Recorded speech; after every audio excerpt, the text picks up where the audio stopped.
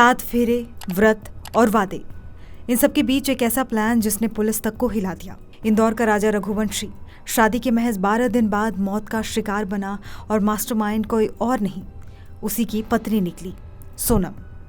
पूरे केस की शुरुआत हुई 2 जून को, जब शिलोंग की पहाड़ियों में राजा रघुवंशी का शव बरामद हुआ। मामला पहली नज़र में लूट और हत्या का लगा, लेकिन जांच बढ़ी तो कहानी दिल दहला देने वाली सामने आई। राजा की पत्नी सोनम ही हत्या की मास्टरमाइंड थी। 5 महीने से चल रहे अफेयर के लिए उसने पति की जान ले ली।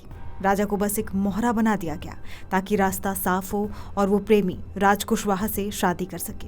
11 मई को शादी हुई, दोनों परिवार खुश थे, लेकिन 16 मई को इंदौर के एक कैफे में साजिश का ब्लूप्रिंट बन चुका था। सोनम, राज और उसके 3 दोस्त विशाल, आकाश और आनंद, सभी ने मिलकर तय किया कि राजा को कैसे खत्म किया जाएगा।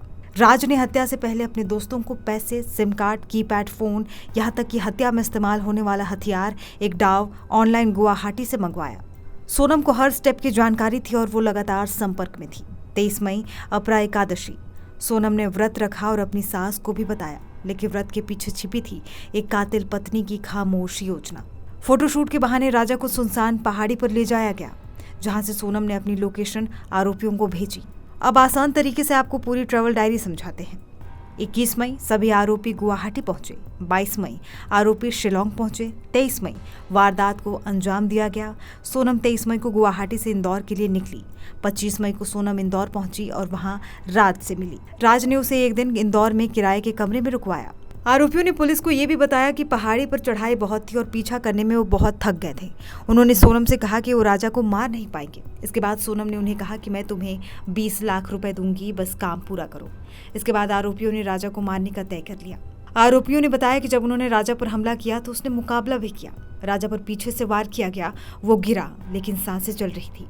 इतने में सोनम चीख कर बोली, मार डालो इसे। और जब राजा को खाई में फेंकना मुश्किल हुआ तो सोनम ने खुद उसे धक्का देकर नीचे गिरा दिया। आरोपियों ने बताया कि इससे आधे घंटे पहले ही सोनम ने अपनी सास से बात की थी। आरोपियों को दिए गए 15,000 भी राजा के ही पर्स से निकाले गए थे। हत्या के बाद एक्टिवा 25 किलोमीटर दूर छोड़ी गई और मोबाइल तोड़ दिए गए।